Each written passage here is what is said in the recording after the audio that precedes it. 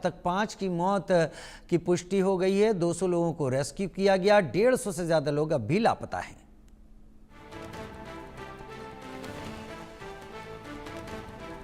मलबे से एक और शव बरामद हुआ।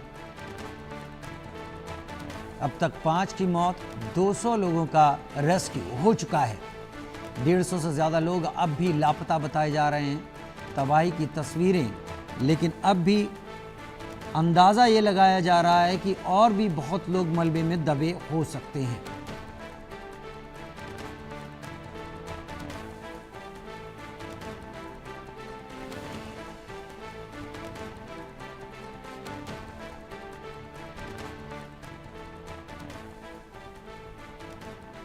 मलबे से एक और शव बरामद हुआ। अब तक 5 की मौत, 200 का रेस्क्यू। 150 से ज्यादा लोग अब भी लापता।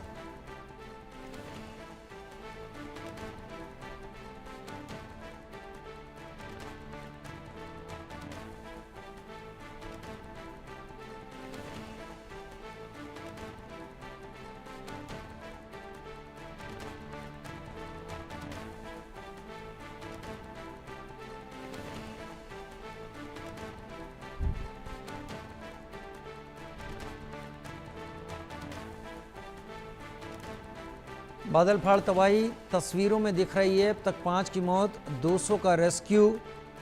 150 से ज्यादा लोग अब भी लापता बताए जा रहे हैं।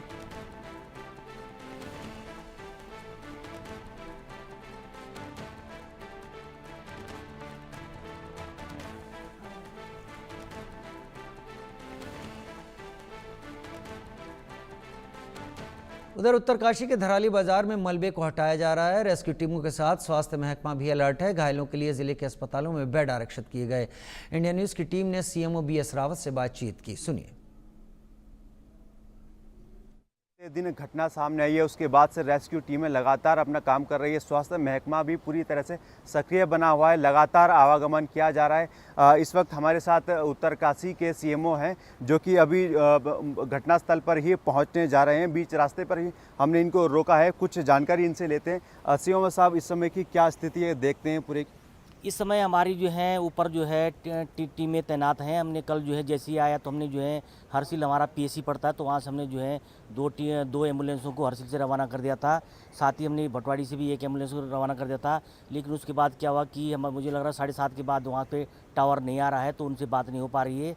लेकिन जब तक बात हुई तब तक जो उनको कोई ऐसी बहुत ज़्यादा इमरजेंसी उनको नहीं मिली थी और वहाँ पे बाढ़ लगातार आ रही थी। अब मैं जो हूँ रास्ते में हूँ, तो मैं वहीं पहुँच रहा हूँ। बाकी हमारे पीछे से हमने सारी टीमें तैनात कर रखी हैं और भटवाड़ी हमारा हॉस्पिटल अलर्ट मोड पे है। साथ ही हमने जो है जिला अस्पताल उत्तरकाशी को अलर्ट मोड में किया हुआ है और वहाँ पे हमने जो है 45 बेडों को उसके लिए तैयार कर रखा है। क्योंकि सर पूरे ज़िले में जो है स्थिति कहीं ना कहीं अगर संख्या बढ़ती है तो पूरे ज़िले में किस तरह की स्थिति अस्पतालों की रखी गई है? पूरे ज़िले की हॉस्पिटलों को हमने अलर्ट मोड पर रखा हुआ है। साथ ही हम जो स्टेट से बराबर टच में हैं और महानिदेशालय से भी टच में हम बने हुए हैं। और साथ में हमारे जो है अन्य जनपदों से हमारी जो है 10 एम्बुलेंस जो है पहुँचने वाली हैं। 3 हमारी रात में पहुँच गई थी और 7 हमारी बहुत जल्दी जो है 7-8 बहुत जल्दी पहुँचने वाली है। मुख्यमंत्री भी आज जो है यहाँ पर संभवतः पहुँच जाएंगे और 2 दिन तक यहीं पर जो है कहीं ना कहीं घटनास्थल पर और पूरा मुआयना करेंगे। तो किस तरह की पूरी तैयारी रखी गई है? जी, स्वास्थ्य विभाग की तरफ से हम पूरी तरह से अलर्ट हैं और जहाँ तक भी हम जितने भी अप्रोच हो पाती है जो होंगे, हम पूरी तैनाती के साथ जो है हमारा पूरा जो है टीम तैनात रहेगी। क्या कोई ऐसी व्यवस्था भी है कि अगर उत्तरकाशी के अलावा एम्स रेफर करना हो या फिर देहरादून रेफर करना हो तो उसकी कोई विशेष व्यवस्था?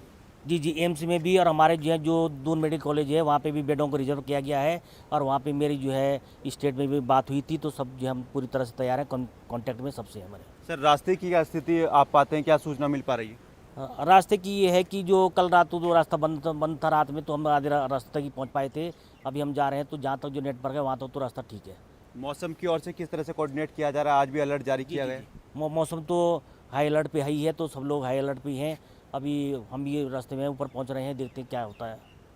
तो आपने सुना सीएमओ उत्तरकाशी को, तो कहीं ना कहीं जो स्थिति है अभी जो है बेहद ही संवेदनशील बनी हुई है। रास्ते भी लगातार ख़राब है, मौसम भी लगातार ख़राब बना हुआ है, लगातार बारिश का दौर देखा जा रहा है। फिलहाल जो है स्वास्थ्य महकमा अपनी तैयारी किए हुए है और सीएमओ साहब भी जो है घटना स्थल की ओर जा रहे हैं। देखते हैं क्या स्थिति जो है आने वाले समय पर रहती है।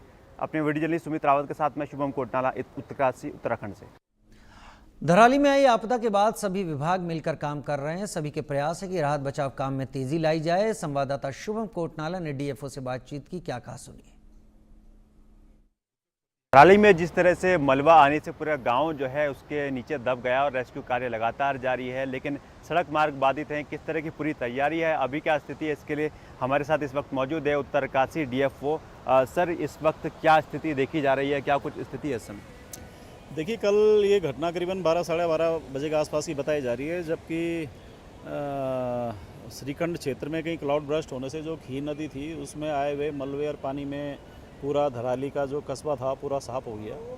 तो कल जैसे ही सूचना मिली थी उसके बाद जिला प्रशासन एकदम से एक्टिव हो गया था और जो भी रेस्क्यू की हमारी टीमें थी कल ही मोबिलाइज कर दी गई थी, चले गए थे मौके पे। आईटीबीपी, सेना, बीआरओ, फॉरेस्ट, रेवेन्यू, मेडिकल और बहुत सारी जो दूसरे डिसिप्लिन के लोग हैं वो सब मौके पे वहाँ पे हैं। कुछ लोगों को नीचे इसलिए रोक दिया गया था कि वो जैसे कि हरसिल में बताया गया है कि जो क्लाउड ब्रस्ट होने से झील बन गई है, अगर खुदा ना खास्ता हो झील टूट जाए और पानी का स्तर बढ़ता है नदी का, तो जो नदी के किनारे जो लोग हैं वो उनको कोई दिक्कत ना हो। तो कल ही उनको सब खाली करा दिया गया था और उनकी व्यवस्था कॉलेजों में इधर उधर रूम खुलवा करके करवाई गई थी। लेकिन आज जैसे माननीय मुख्यमंत्री जी के आने का था तो हम लोगों को भी था कि भाई आप लोग भी हरसिल आइएगा, तो हम लोग सुबह ही निकल गए थे उसके लिए। लेकिन अब जैसे कि आप ये भटवाड़ी के आगे यहाँ पे देख रहे हैं कि 80 मीटर पूरी ये रोड साफ़ हो गई है और ऐसे बताया जा रहा है ऐसे और भी कई जगहों पे इस तरह से रोड साफ़ है। तो रेस्क्यू ऑपरेशनों को तेज़ी लाने के लिए जो एक्स्ट्रा जो फोर्स डिप्लॉय की जा रही थी, स्टेट गवर्नमेंट्स की तरफ से भी जो वो हो रहा था, इवन सेंट्रल गवर्नमेंट की तरफ से भी जो हो रहा था, तो वो सब लोग एनडीआरएफ की टीम है हमारी 108 की, आपने देखा होगा कई गाड़ियाँ खड़ी पड़ी हैं, इन सबको वहाँ पे पहुँचना था रेस्क्यू करने के लिए। लेकिन अब ये जो पहाड़ों में इस तरह के रेस्क्यू ऑपरेशनों में जो दिक्कतें आती हैं वही दिक्कतें यहाँ पे भी दिख रही हैं कि अब जैसे ये सड़क मार्ग पूरी तरह से अवरुद्ध हो गया है, तो जब तक ये खुलता नहीं है तब तक इस टीम का आगे जाना तो अभी मुश्किल सा दिख रहा है। लेकिन जिस तरह से प्रशासन सतर्क है, शासन प्रशासन जिस तरह से इस रेस्क्यू ऑपरेशन को बूस्ट अप करने के लिए प्रयास कर रहा है, तो हमें जल्दी उम्मीद है कि यहाँ पे भी कुछ किया जाएगा। ये रोड किसी तरह से ये होगी कि ये जो हमारे जितने भी संसाधन है आगे के लिए मूव कर सकें। सर, ये मार्ग तो क्षतिग्रस्त है, लेकिन एक दूसरा मार्ग भी बताया जा रहा है, उसकी क्या स्थिति?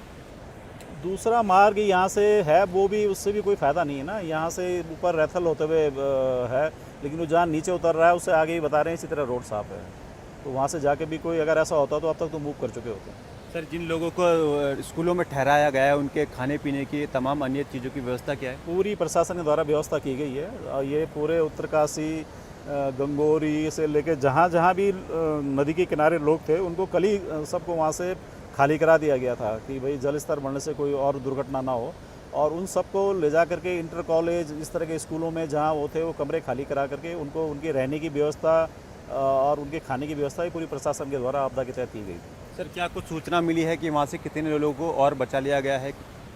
अभी यहाँ पे कुछ भी कहना संभव नहीं है, क्योंकि वो इस तरह का इंसिडेंट है कि अभी तो आप लगा रहे हैं कि कल से जिस तरह से बारिश हो रही है, रेस्क्यू ऑपरेशनों में दिक्कत आ रही हैं, तो वहाँ पे अब जब लोग आएंगे उनके कौन लोग मिसिंग हैं, इस तरह की जब सूचनाएं हमारे पास एकत्र होंगी तभी कुछ सही आंकड़ा बताया जा सकता है कि क्या कैजुअलिटी हुई होगी। लेकिन जहाँ तक मुझे बताया गया कि वहाँ कल कोई त्यौहार था, तो उस त्यौहार में लोग मंदिर पूजा वूजा में गांव के लोग गए हुए थे, क्योंकि जिन लोगों को कोपांग में आईटीबीपी के कैंप पे रेस्क्यू करके लाया गया वो सारे स्थानीय लोग ही हैं।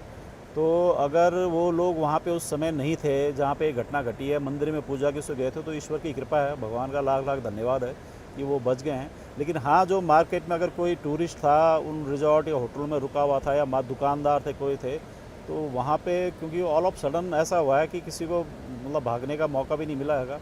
कल के कुछ फुटेज में आपने देखा भी होगा कि जिस समय वो आ रहा है तो लोग दौड़ रहे हैं, भाग रहे हैं। तो अभी यहाँ पे कुछ भी कहना मुश्किल है कि कितनी कैजुअलिटी हुई होगी। ये तो तभी सही आकलन हो पाएगा कि जब लोग आके मिसिंग की रिपोर्ट दर्ज कराएंगे कि भाई कौन कौन लोग मिसिंग है, तभी उसका सही आकलन हो पाएगा। सर, एक बात और है, यहाँ पर जो है बताया जा रहा था कि कल तक कनेक्टिविटी थी, लगातार संपर्क हो रहे थे, लेकिन आज संपर्क भी नहीं हो पा रहा है। मुख्यमंत्री ने कहा है कि संपर्क लगातार जो है उसको बहाल किया जाए, क्या स्थिति में सर? अब ये देखिए, जब इस तरह की स्थिति आती है, यहाँ पे आप देख रहे हो पूरी रोड कट गई है, तो अब ये नेटवर्क कनेक्टिविटी है, जो ऑप्टिकल फाइबर है वो कहाँ डैमेज हुए होंगे, क्या हुए होंगे। क्योंकि कल 4-5 बजे तक तो जो हमारा फॉरेस्ट का स्टाफ है वहाँ पे, जो कि मौके पे है रेस्क्यू ऑपरेशन में, उनसे बात हो रही थी, लेकिन 7 बजे के बाद से हमारे करीबन 10-12 नंबर जो मेरे पास थे, किसी से भी संपर्क नहीं हो पा रहा है। तो देखिए यहाँ पर कहीं ना कहीं कनेक्टिविटी बहाल करने की भी एक बड़ी चुनौती सामने है। साथ ही साथ सड़क मार्ग से जो कनेक्टिविटी है वो भी क्षतिग्रस्त होती हुई दिखाई दी है। लेकिन बावजूद इसके जो है अभी जो है बारिश भी थोड़ी शुरू हो चुकी है और जिस तरह से जो है बारिश के लिए अलर्ट है वो भी एक बड़ी चुनौती बनती जा रही है। इसके इन सब चुनौतियों के बीच में जो है रेस्क्यू कार्य चल रहा है। अब उम्मीद यही जताई जाती है कि इसमें मैक्सिमम जो है लोगों को बचाया जा सके और उनकी जान को जो है बचा के इस रेस्क्यू कार्य को सफल किया जा सके। अपने वीडियो जर्नलिस्ट सुमित रावत के साथ मैं शुभम कोटनाला, उत्तरकाशी, उत्तराखंड।